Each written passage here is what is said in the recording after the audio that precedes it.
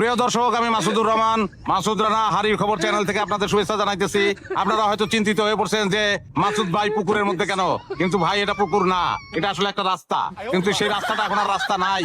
এই রাস্তার অবস্থা জঘন্য, এই জায়গা দিয়ে মানুষ চলাচল করতো, কিন্তু এই রাস্তা এখন গলা পানি। আমি আর ওইদিকে যাই না, ওইদিকে আরো গভীর, তাইলে ডুবে মরতাম ভাই।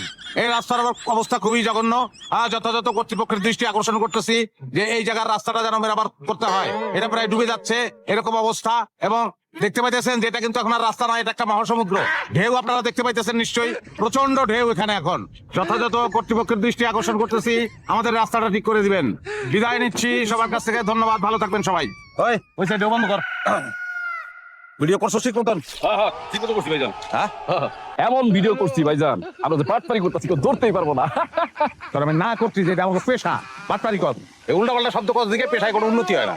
মিস্টেক হয়ে গেছে, তোরা একবার কইছি যে মিস্টেক করবি না, ভুল করবি, কিন্তু মিস্টেক করুন দেখো। সরি ভুল হয়ে গেছে।